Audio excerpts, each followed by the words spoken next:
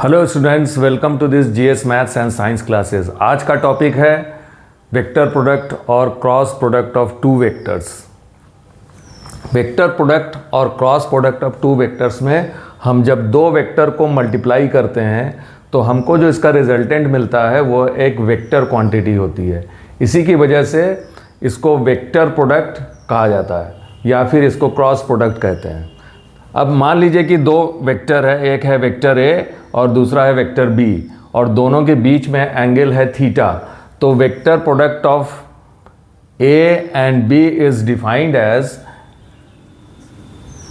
Vector A cross vector B which is equals to mod of vector A and mod of vector B into sin theta, जहाँ पर कि theta जो है वो vector A और vector B के बीच का एंगल है, इंटू एन यूनिट वेक्टर। इस वेक्टर ए क्रॉस बी का जो मैग्नीट्यूड होगा वो magnitude of product of magnitude of vector A and vector B और इंटू साइन थीटा। इतना पोर्शन जो है mod of vector A into mod of vector B and sine theta, ये जो है ये वाला पार्ट, ये इस वेक्टर ए क्रॉस बी का मैग्नीट्यूड है। अब इस मैग्नीट्यूड में जब हम यूनिट वेक्टर को जब हम मल्टीप्लाई करते हैं एन यूनिट वेक्टर, तब ये जा कर के वेक्टर क्वांटिटी बनती है। अब इस यूनिट वेक्टर का जो डायरेक्शन होगा वो वेक्टर ए और बी जिस प्लेन पे लाई कर रहे हैं उस प्लेन के परपेंडिकुलर है। यानी कि अगर ए और बी सपोज करिए किसी प्लेन पे है, सेम प्लेन पर है वेक्टर ए और बी, तो यूनिट वेक्टर का जो डायरेक्शन होगा वो दोनों वेक्टर ए और बी पर परपेंडिकुलर होगा। तो perpendicular to both vector A and B, unit direction of unit vector is perpendicular to both vector A and B, and vector A and vector B lie in the same plane। और A cross B का direction इसी unit vector के direction में होगा। क्योंकि ये unit vector n cap जो है A और B दोनों पे परपेंडिकुलर है और A और B एक ही प्लेन पर है, तो वेक्टर A क्रॉस B का डायरेक्शन इसी यूनिट वेक्टर के डायरेक्शन के अलॉन्ग होगी। तो वेक्टर ए क्रॉस बी भी परपेंडिकुलर होगा वेक्टर ए और वेक्टर बी के। अब इस perpendicular vector A cross B जो इन ए और बी पर परपेंडिकुलर है, इसका दो डायरेक्शन हो सकता है। तो इसका जो एक्चुअल डायरेक्शन है वो राइट हैंड स्क्रू रूल से हम फाइंड कर सकते हैं। देखिए यहाँ पर ये जो फिगर है, इस फिगर में वेक्टर ए और बी इस प्लेन पर लाई कर रहा है। इस प्लेन को हमने एक रेक्टेंगुलर प्लेन एज्यूम किया हुआ है। तो वेक्टर ए और बी जो है इसी प्लेन पर लाई कर रहे हैं और दोनों के बीच में एंगल है थीटा। अब इस प्लेन पर परपेंडिकुलर डायरेक्शन में हमने एक स्क्रू को सेट किया हुआ है। अब इस स्क्रू को हम दो तरीके से रोटेट कर सकते हैं। अब स्क्रू को जब अगर हम एंटी क्लॉकवाइज रोटेट करेंगे तो ये जो है डायरेक्शन जो है वेक्टर ए क्रॉस बी जो है इस प्लेन पर परपेंडिकुलर अपवर्ड होगी, यानी कि ऊपर की तरफ ए क्रॉस बी का डायरेक्शन। और इस स्क्रू को अगर हम क्लॉकवाइज रोटेट करते हैं तो इसका डायरेक्शन जो है नीचे की तरफ होगा। और इसको हम लोग रिप्रेजेंट करेंगे बी क्रॉस ए से। अब मॉड ऑफ वेक्टर ए जो होगा, मॉड ऑफ वेक्टर ए, इसका जो मैग्नीट्यूड होगा वो हो जाएगा mod of vector A into mod of vector B sine theta mod of unit vector which is equals to mod of vector A mod of vector B into sine theta. क्योंकि N cap जो है कि unit vector है, तो unit vector का magnitude 1 होता है, तो इसलिए N mod of unit vector N cap का जो मैग्नीट्यूड होगा वो 1 होगा। इसलिए वेक्टर ए क्रॉस बी का जो मैग्नीट्यूड होगा वो mod of vector A into mod of vector B into sine theta. अब अगर हम यहाँ पर क्या किया गया है कि vector A cross B find किया गया है, यानी कि इसको इसी एंटी क्लॉकवाइज डायरेक्शन में स्क्रू को रोटेट किया गया है। अगर हम इससे इसको कंपेयर करें, इस वाले फिगर को इस वाले फिगर से कंपेयर करें, तो ए क्रॉस बी में इसको एंटी क्लॉकवाइज, स्क्रू को जो है एंटी क्लॉकवाइज रोटेट किया गया है। अब अगर हम बी क्रॉस ए फाइंड करते हैं, बी क्रॉस ए, तो यहां पर B cross A equals to हो जाएगा mod of vector A into mod of vector B into sine theta. अब यूनिट वेक्टर का डायरेक्शन जो है इसके ऑपोजिट डायरेक्शन में, देखिए वेक्टर बी क्रॉस ए को समझने के लिए हमको इस फिगर को कंपेयर करना होगा बी क्रॉस ए से। तो यहाँ पर यूनिट वेक्टर, पहले इस वाले फिगर में यूनिट वेक्टर का डायरेक्शन अपवर्ड है, और यहाँ पे ए क्रॉस बी इक्वल्स टू है, यहाँ पे प्रोडक्ट निकाला गया है ए क्रॉस बी का, और तो यूनिट वेक्टर का डायरेक्शन अपवर्ड डायरेक्शन में होगा।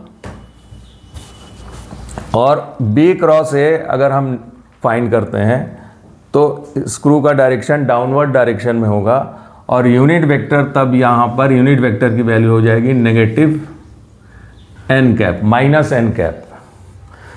तो बी क्रॉस ए के लिए हम लोग माइनस एन कैप को यहाँ पर लिखेंगे, minus N cap which is equals to minus mod of vector A into mod of vector B sine theta into N unit vector. तो इस तरीके से A cross B is equals to mod of vector A mod of vector B into sine theta and N unit vector, and B cross A is equals to minus A cross mod of vector A into mod of vector B sine theta and N unit vector. अब ये चीज़ जो है mod of vector A mod of vector B sine theta N unit vector, और ये इस वाला portion देखिए ये दोनों सेम हैं, तो यहाँ पर हम लिख सकते हैं negative of A cross B. तो vector B cross A and vector A cross B में जो सिमिलैरिटी है वो सिर्फ इनका मैग्नीट्यूड सेम है, लेकिन चूंकि यूनिट वेक्टर का डायरेक्शन ऑपोजिट हो गया है तो इसका डायरेक्शन ऑपोजिट होगा एक दूसरे के। इन ए क्रॉस बी और बी क्रॉस ए में दोनों में जो डिफरेंस है वो डायरेक्शन का डिफरेंस है, और लेकिन इन दोनों का जो मैग्नीट्यूड, यानी यहाँ से इतना पोर्शन जो है मैग्नीट्यूड, ये मैग्नीट्यूड इनका सेम है, सिर्फ इनका डायरेक्शन एक दूसरे के ऑपोजिट है। तो B cross A is equals to minus A cross B. तो इस तरीके से हम कह सकते हैं कि बी क्रॉस ए जो है ए क्रॉस बी के इक्वल नहीं है। देयरफॉर हम ये कह सकते हैं कि बी क्रॉस ए जो है is not equal to A cross B. क्यों? क्योंकि दोनों का मैग्नीट्यूड तो सेम है लेकिन डायरेक्शन एक दूसरे के ऑपोजिट है, और वेक्टर में डायरेक्शन अगर ऑपोजिट हो जाए तो दोनों वेक्टर इक्वल नहीं हो सकते। तो vector B cross A is equals to vector A cross is not equal to vector A cross B. लेकिन अगर इन दोनों का बी क्रॉस ए का भी अगर मॉड निकालते हैं, but vector mod of vector B cross A equals to mod of vector A into mod of vector B into sin theta।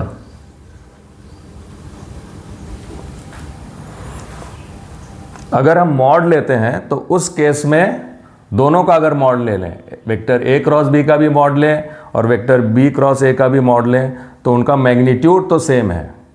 तो इस तरीके से हम यहाँ पे लिख सकते हैं कि mod of vector A cross B is equals to mod of vector B cross A। अगर हम मॉड में लिखते हैं vector A cross B, then mod of vector A cross B equals to mod of vector B cross A। लेकिन अगर सिर्फ vector form में लिखते हैं तब हम इसको इक्वल टू नहीं लिख सकते हैं, यानी कि B cross vector A is not equal to vector A cross B, but their magnitude are same. अगर हमें B क्रॉस A को लिखना है वेक्टर फॉर्म में, तो vector B cross A equals to minus sine लगा के तब हम इक्वल टू इसमें लिख सकते हैं। Vector B cross A is equals to minus vector A cross vector B।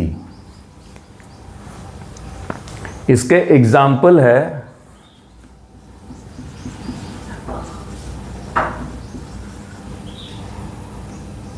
Torque,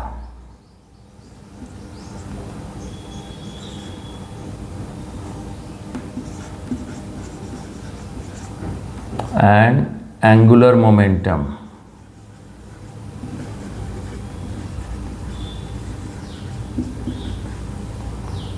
torque में क्या होगा? टॉर्क में सपोज करिए कि ये है orthogonal frame, x axis, y axis and z axis, और कोई पॉइंट है यहाँ पर, पॉइंट P है, P पर कोई एक पार्टिकल है जिसका कि सेंटर O से डिस्टेंस है वेक्टर R, और इस पार्टिकल P पर फोर्स लग रहा है वेक्टर F। देन टॉर्क जो होगा वो y एक्सिस के अलाउंग होगा, यानी कि R और F जो है वो XZ प्लेन पर है, तो टॉर्क का जो डायरेक्शन होगा वो perpendicular to both x and z axis, that is along the y axis. So torque, vector torque equals to vector r cross vector f। इसी तरीके से एंगुलर मोमेंटम जो होगा